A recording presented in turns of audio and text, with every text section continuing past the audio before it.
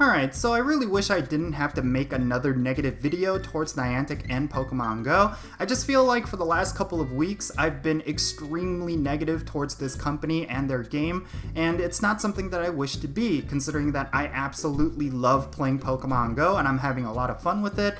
But in general, there's just been a lot of community backlash and a lot of controversial decisions that Niantic have been making, and I do want them to not go unaddressed. And unfortunately, today is going to follow suit, considering that Niantic did recently make an announcement that there's going to be an exclusive event for Japan, and a lot of players are extremely unhappy about it. Considering the state of the game is currently what it is, I think a lot of players are believing that Niantic is not prioritizing correctly when it comes to Pokemon Go. I'm going to be talking about all of that in today's video, so let's roll the intro and get right into it.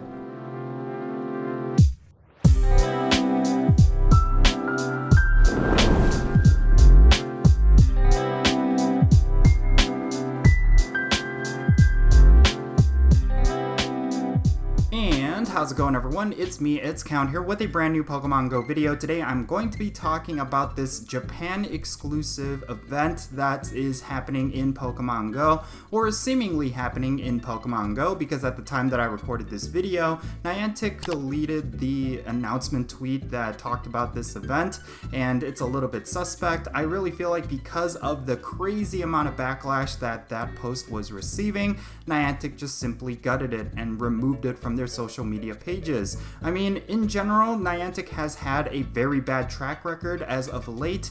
They've been really out of touch with the community, and in general, with some of the decisions that they've been making, I just feel like they just haven't been predicting the backlash that it could potentially bring. Of course, the game itself is in a very bad state when it comes to bugs and glitches. I mean, the most recent update is completely breaking on a lot of players, and some players are even experiencing health issues because of flashing lights. I mean, these are some of the things that need to be addressed immediately, and I don't even want to get into the Go Battle League in its unplayable state right now. It's one of the core gameplay for Pokemon Go, and yet it has devolved into an unplayable state, and Niantic has completely unaddressed it, and it's just starting to get very concerning because of the amount of engagement that the Go Battle League brings for Pokemon Go, and the fact that they are not treating it as urgently as they should be. So the backlash behind this event is certainly very unwelcome. A lot of players are really frustrated with how Niantic is treating their game,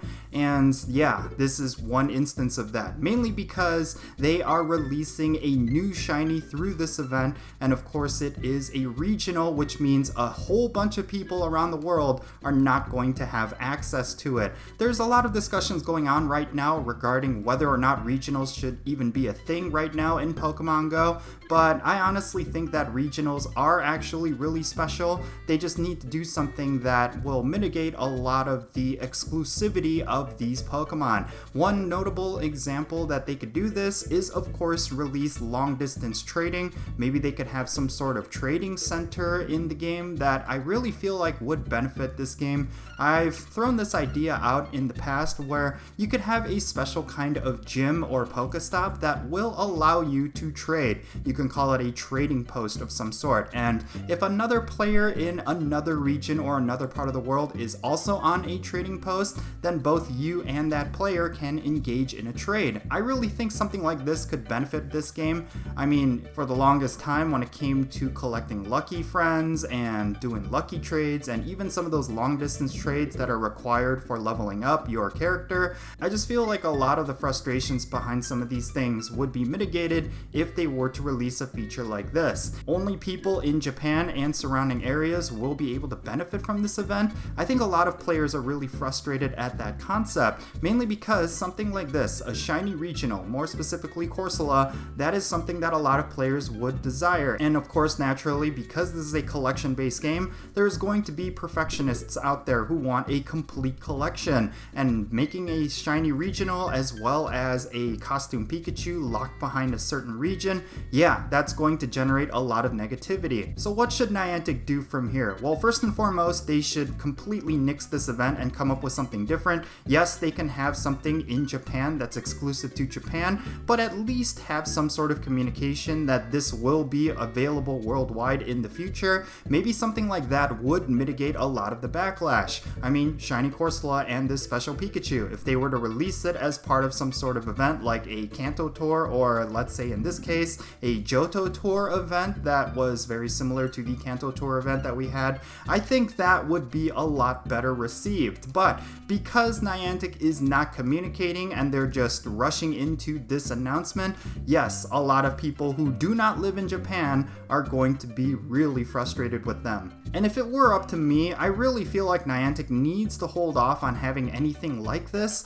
I mean, Pokemon Go Fest is right around the corner, and what they should really focus on is fixing their buggy game. If the game is in an unstable state the way it currently is going into Pokemon Go Fest, it could be disastrous for that keynote event. I mean, every year Pokemon Go Fest not only generates a lot of revenue, but it generates a ton of buzz. A lot of my friends who did not play Pokemon Go consistently, a lot of them came back specifically for Pokemon Go Fest last year, especially because it was a global event that you could play from your own home. A lot of players that I knew that weren't actively involved with Pokemon Go suddenly became much more hardcore players because of Pokemon Go Fest. And this year they could do a lot of the same things for players who fell off from the game. I mean, it's such an important event that I really feel like Niantic needs to prioritize stabilizing their game so that it is a very positive experience. And we've seen them do this in the past. I mean, with Pokemon Go Fest back in the day where it was here in Chicago,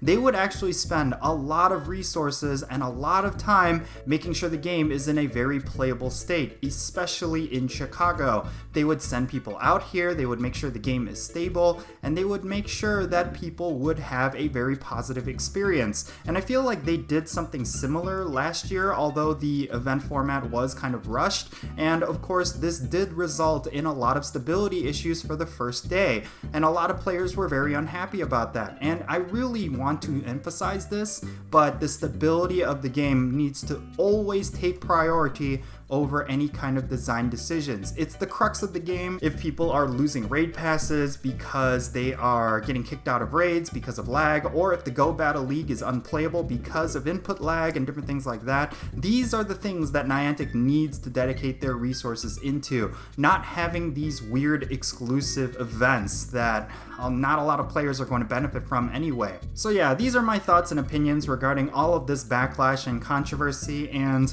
to be honest, the one thing that I really want is just for Niantic to get their act together and just have the game be a lot more polished than it really is. I mean, the game is essentially feature complete. There's not anything else that we are asking for as a community. Like I mentioned before, the trading post idea would be great as a supplemental content, but it's not absolutely necessary for the game. The game as it currently is essentially feature complete. So what Niantic really should do is polish their game and make it a lot more bug-free, because it's starting to get ridiculous that there's so many bugs that have persisted over the past couple of years. Niantic really needs to fix their game and focus on that.